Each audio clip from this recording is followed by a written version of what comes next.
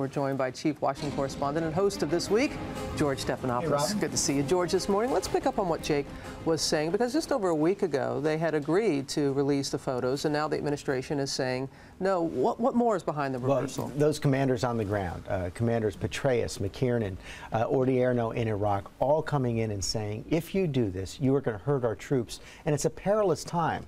We're at this period now where we're trying to move troops out of the cities in Iraq. The violence has gone up.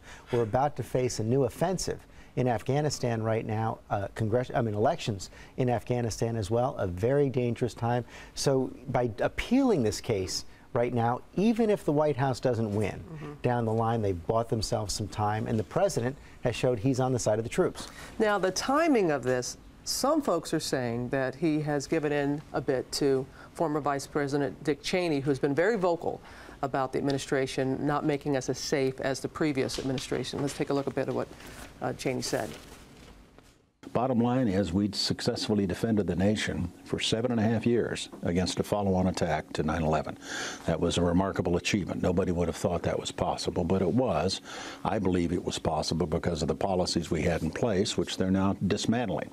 He is everywhere. There's no question about that. And Dick Cheney isn't the most popular messenger, but his arguments have started to get some traction. And you are seeing the president move more towards siding with the military on this thicket of issues. I would expect, for example, today, very likely today, the president will approve reinstituting these military commissions to try detainees coming out of Guantanamo and other prisons. That is something he criticized during the campaign. Right. Now it looks like he's instituting it.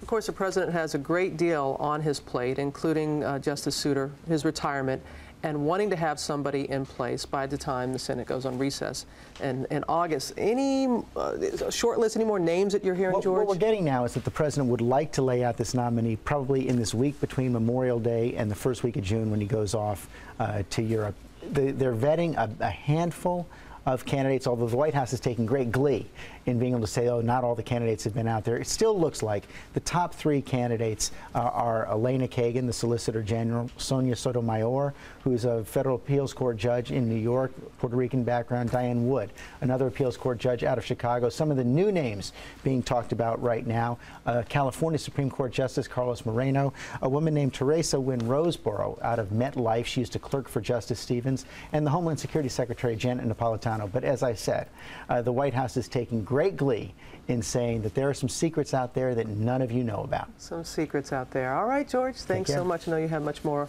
on this week. And something caught your eye, didn't it, Diane? Yes, and George and Robin, you both, this is right up your alley, right? Frustration over cell phones. Haven't we all been there? But as we saw yesterday, it reached right into the White House at the briefing, with spokesman Gibbs getting fed up when reporters' cell phones kept going off during his briefing. Just put it on vibrate, man. We did this before. Give me the phone.